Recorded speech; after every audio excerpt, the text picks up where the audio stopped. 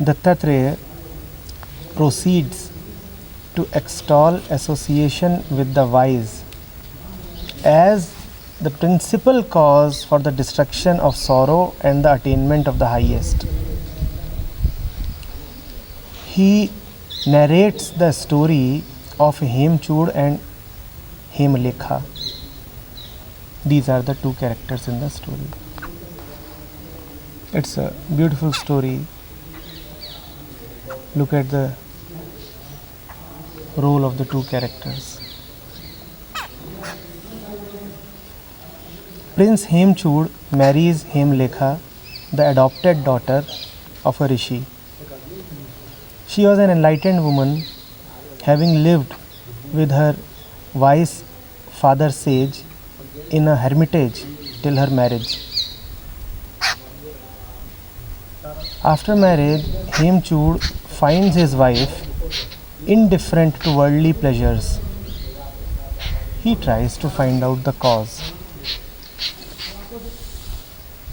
Hemlekha produces disgust for evanescent worldly pleasures in the heart of her husband through her wise teachings conveyed through a story. Hemchud develops disgust towards worldly entertainments and consequently non-attachment. Having now found her husband fit for the teaching of the highest truth, Hemlekha imparts spiritual knowledge to her husband and shows the path to self-realization. She recommends surrender to God, who is possessed of unlimited freedom of will as the first step. Interesting, huh? So we have a rishi who adopts a little girl. What's the name of the girl? Hemlekha. Now with time, the adopted daughter grows up in the hermitage, in the ashram with the rishi. And she has been in nice company.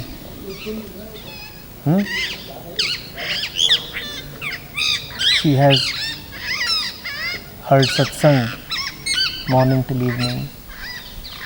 She has received the best and the highest teachings.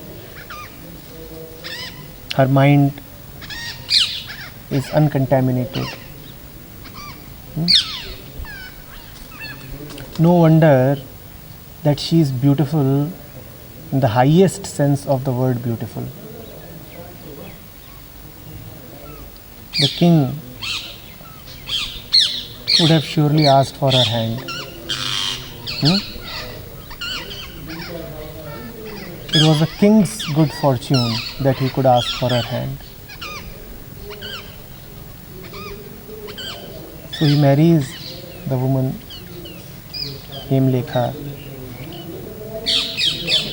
and he thinks that just like in any ordinary marriage, the husband and the wife would enjoy sensual pleasures and live like a normal married couple. He finds that Hemlekha is not at all inclined towards all of that.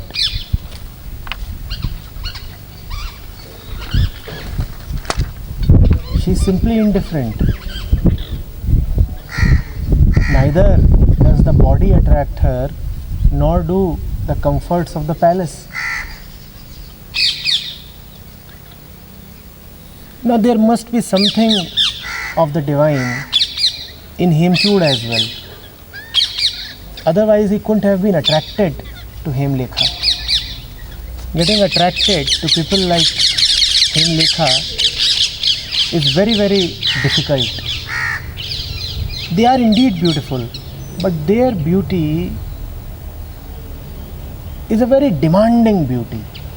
You cannot be yourself and yet be with a Hemlekha. A Hemlekha demands the highest price that you can pay, and that highest price is of your ego. You cannot love a woman like her while carrying all your rubbish. In fact, most people won't even find her attractive, though she is most beautiful. But most people will not even find her attractive. So there must be already a spark, a fire of the knowledge within Hemchud to find her attractive. Now he sees the ways of his bride, and what does he find? She is not an ordinary bride. My money, my power, my riches, my youth, nothing influences her. An ordinary man would have become disappointed and enraged. He would have said, I am the king, you are just an ordinary woman, you have been brought up in a hermitage, you have no money, nothing, and you are acting pricey with me. How dare you? But Hemchud himself is a bit of a special man. It always requires a man to be special, to bow down to his wife and say, I want to be taught.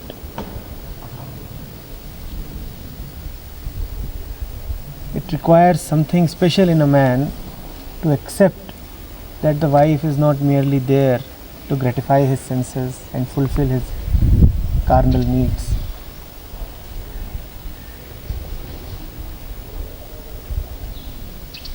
He could have ordered her, he is the king. He is the king, he could have ordered her, follow my instructions, do what I am doing.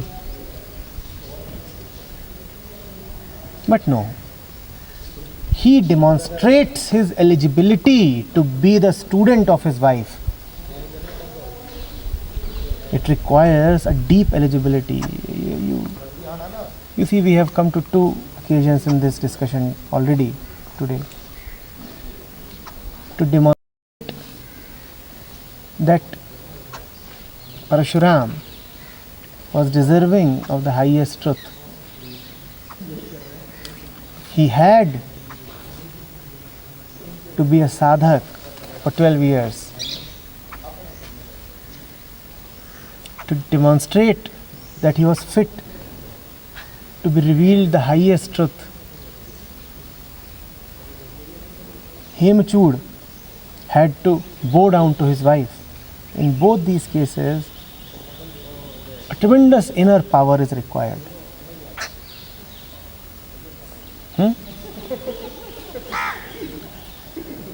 Now what does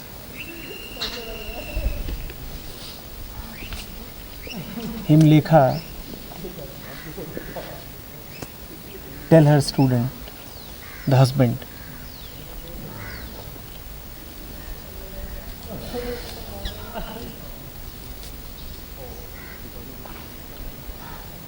Giving up wrong reasoning, take refuge in the Supreme Lord without any motive. He will endow you with the highest good. It is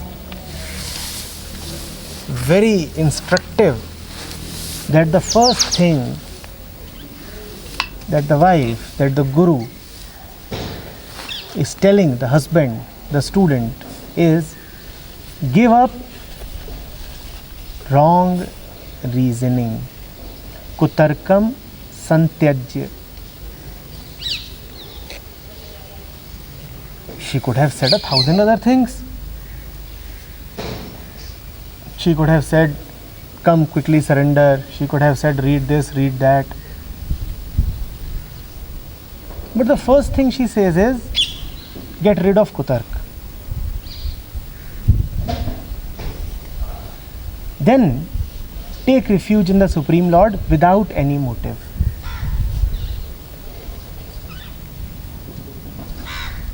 In a sense, she is telling her, watch out for your mind, because when I will reveal the teachings to you, it will raise a wall, it will raise defenses and arguments. Kutarkam santyaj.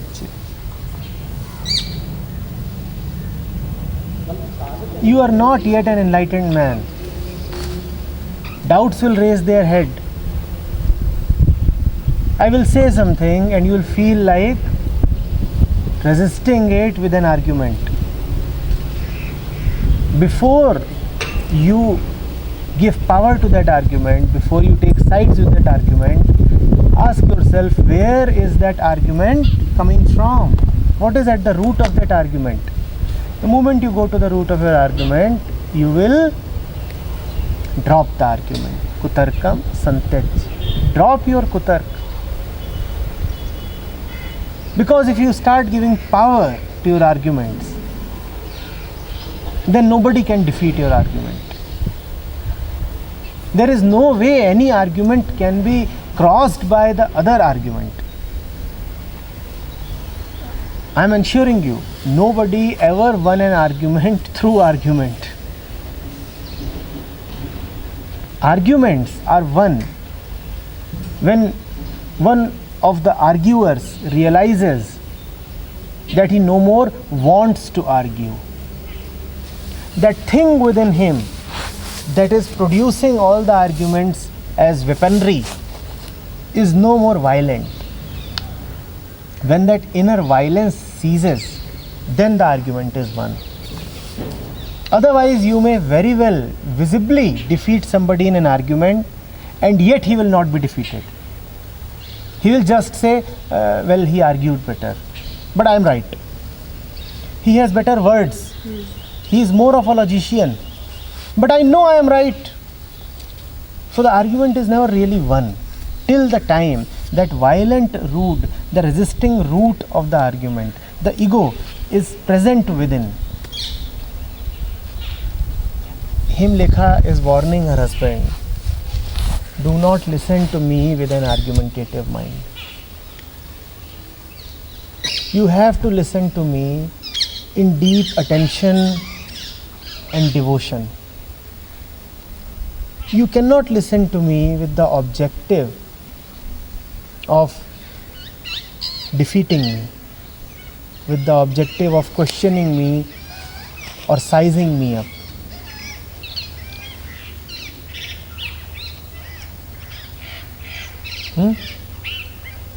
Also, she is warning that surrender without motive. Because if you have motives, then you cannot really listen. You cannot have the motive that I want to gain my wife as wife, so I am allowing her to preach to me. You just have to listen.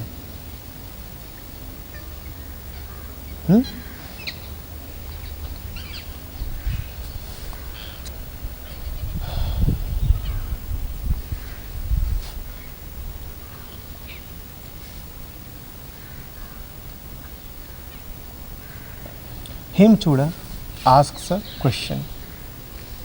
Dear, tell me about the Supreme Lord who should be the refuge for me, who is the maker of everything, and whose nature is independent, by whose power the world is controlled.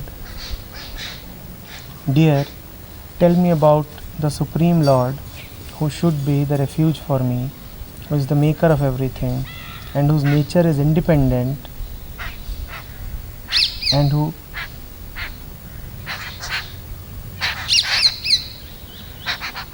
is the only one who has real freedom of will,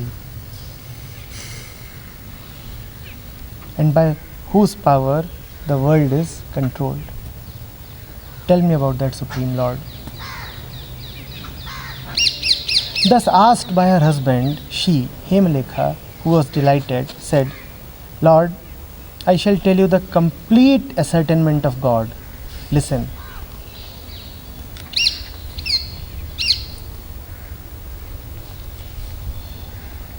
He is the one who is the maker of the creation and the dissolution of the world. He is Vishnu, he is Shiva, he is Brahma, he is Surya and is also Soma. He alone has been determined by all in every way and is also everyone. He is not in reality Shiva, Vishnu, Brahma or anybody. A very difficult wife she is. Firstly, she tells her husband that he is Vishnu, he is Shiva, he is Brahma, he is Surya and Soma.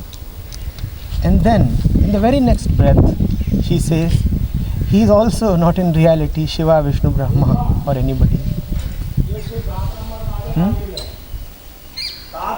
People with a gross intellect that cannot understand subtle truths but endowed with devotion are perplexed in regard to the bodiless supreme nature of God.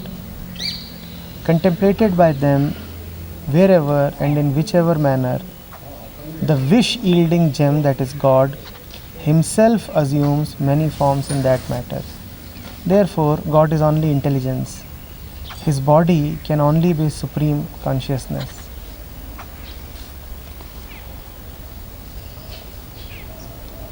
Supreme Being is only consciousness, the paramount Queen and Supreme Goddess Tripura, in whom the non-different world appears as different. The world of movable and immovable things resembles a city reflected in a mirror.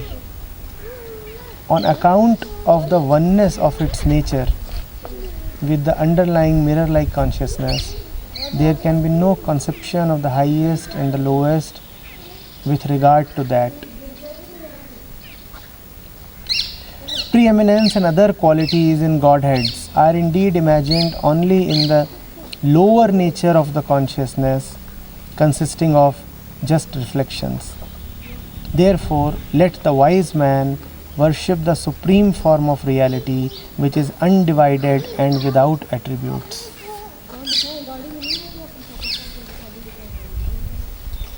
But one who is not competent to worship the undivided reality without attributes, having worshipped without motive that gross form which has united with his intellect firmly, obtains the highest good.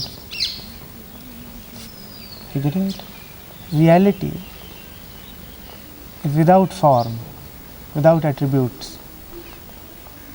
But if there is someone with gross intellect who cannot understand the subtle nature of this truth, then even if he worships the highest reality in a gross form, in a form with properties, dimensions, forms, he too attains the highest good. So she is saying, one who is not competent to do so, having worshipped without motive the gross form which has united with his intellect firmly, obtains the highest good. There can indeed be no recourse for him otherwise, anywhere in the million of worlds. What else can he anyway do? What else can he anyway do? Having heard the advice of his wife, Hemchud gets initiated into the worship of God in the form of Goddess Tripura and worships her with one-pointed devotion for several months. His mind, which was turned away from objects of sense, became solely occupied with the investigation of the ultimate. He approaches his wife again for further teachings. Now what has happened?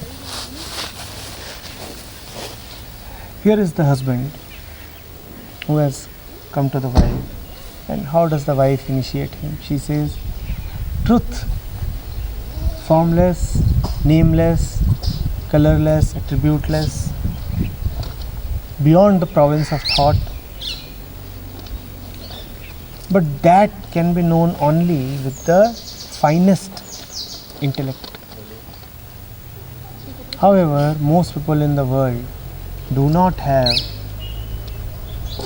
such tender, refined intellect. For them, there is the path of devotion. You will never know the Niranjan Nirakar. So for you, she says, for you, my husband, the recourse is you worship the ultimate truth in the form of Goddess Tripura. And she gives him a prescription. The prescription is very straight and very direct. She says, remove your mind from all other objects that you are obsessed with and have one pointed devotion to Tripura. And do this for many months. And after that, come back to me. What does she say? Remove your mind from everything that your mind is attached to, that you keep obsessing with, that you keep thinking of. Get rid of all of them and think only of the Goddess Tripura. And who is Goddess Tripura? Goddess Tripura is Shakti, the manifestation of Shiva. You do not have that refinement that can go directly to Shiva. So you go to Shiva through Shakti. You go to the formless through the form. You remember that particular discussion that we had on Murti? And we said, we titled it, Murti Dwar Hai Amurt Ka. That is exactly what Hemlata is telling Hemchud. You will never know, my husband, you will never know Shiva directly. So you go to Shiva through Shakti. Huh? You are anyway all the time thinking of objects, and objects fill up your life. Now, let your mind think of only one object, because you require an object. Objectlessness is not for you. You require an object. And what would that object be now? The shape of the goddess Tripura. Get rid of all other objects. One object, Tripura. This is tapasya. This is exactly also what Parashuram did. In fact, there is no other tapasya. Getting rid of your obsessions, getting rid of your preoccupations, that alone is tapasya. The mind will have a tendency to do this, do that. The mind will have a tendency to wander. And you do not energize your tendencies. That is tapasya. She says, now go away for months and months. Just follow what I have told you. And Hemchud appears to be a rare king and a rare husband. He does exactly what his wife tells him to do. And remember, without motive. And then he comes back. Now he has another question to ask. He comes back. See, even to ask a question, you must have first done lots of background work. That is what I keep telling you. That don't just come up on Sundays and write something and give it to me. Look at the worthiness of the question that now Hemchud will ask. And Hemlekha will be delighted to answer now. Because this question is coming from his core now. This question has some weight, some power, some authenticity in it. It is not some superficial curiosity. You have paid the price to ask this question. You have demonstrated your eligibility to ask this question. That is why this question is now an immortal thing and it is guiding so many people. We are discussing it. What is the question? Who is that supreme consciousness? The mother. It's a worthy question. Dear wife, I have been worshipping her for months now, but who is she? Tell me. Who is that supreme consciousness, the mother? How does our birth from her happen? Who are we and what is our natural state? Tell me. The question is arising from a sustained period of one pointed devotion. It is arising when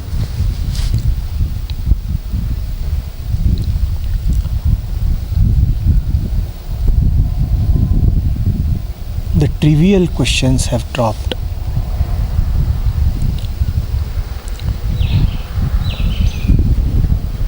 Whichever question we ask, whatever query we pose to the teacher, is mostly a hindrance in the path of realization. On the surface, it may appear that a question is asking for an answer. The fact of the matter is, every question reduces the possibility of receiving a solution. Because by asking a question, you have dictated terms to the teacher. You have said that this is what I want to know and I want you to speak within this limit. Now that limit is the limit of your mind. By asking a question, you are asking the teacher to remain within the limit of your mind. You are telling the teacher, I do not want to go beyond what I already know, and yet, please let me know more. So, question is mostly a hindrance. For example, if Hemchandra directly asks, what is God? It will be impossible for him to receive an adequate answer. Why? Because whenever Hemchandra or anybody says what is God, he always wants to know God in an objective way. You ask what is a car, you ask what is table, you ask what are clothes, you ask what is a tree. What are all of these? Right. Objects. Now you ask what is God. Immediately you have put God in the same category as objects. You say what is chair, you say what is car, you say what is table, you say what is earth, and then you say what is God. Do you know what you have assumed and what is this imposition that you have dictated to the teacher? You have dictated to the teacher that I know that God is one of the same things as table, chair, pen, sun, earth, moon and tree. Now you tell me what is God. How can the teacher now tell you? So by asking a question, you are reducing the possibility of receiving a solution. Are you getting this? So when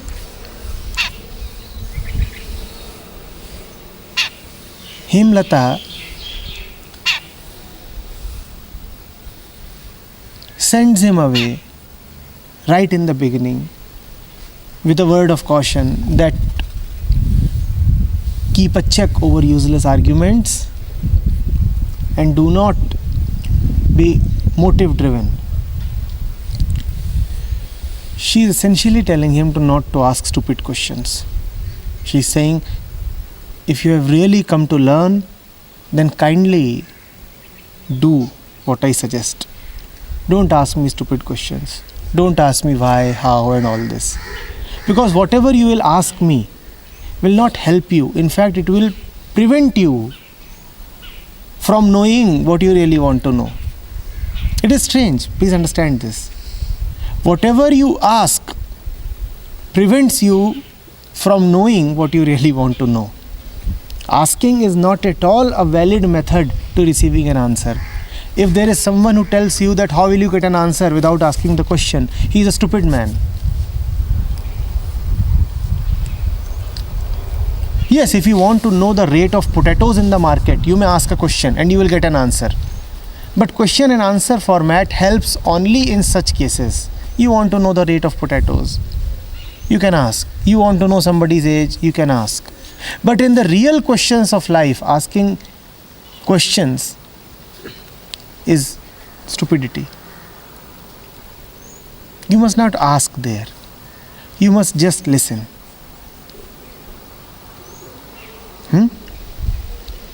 Now Hemchud comes back. Now he has something to ask which has arisen, which has remained after the trivial questions have dropped.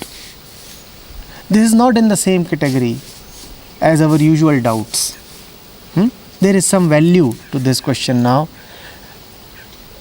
His wife, his teacher, will now willingly take up this question. Who is that supreme consciousness? The mother. This question has arisen after going deep into the subject. This question is not a guarantee for going into the subject. He could have as well said, wifey, you are asking me to worship the mother. First you convince me what is this mother and then I will worship. No. Understand the process. When Hemlekha says that you go and worship the goddess Tripura, Hemchud does that without questioning. After worshipping, he comes back and says, what is this that I have been worshipping? And if she is the mother, how did I get birth? What is my natural state? Who am I? Don't you find this strange? After worshipping for so long, then he comes and asks this question. And what does your average common normal mind do? He will say, how can I worship without first knowing whom am I worshipping? So you first tell me. You first tell me why should I do all these things that you are telling me to do. And only then I will do them. This is what the mediocre student does. This is what the undevoted student does. He says, no, first you tell me the reason. And only then I will follow what you are saying. But the problem is, unless you follow what the teacher is saying, you will never come to know the reason. It is inverted. It does not move in the same way as the rest of your worldly affairs. There you say, I will do when I am convinced. Here you will be convinced only when you do. The cause-effect chain does not work in the normal direction here. Do you understand this?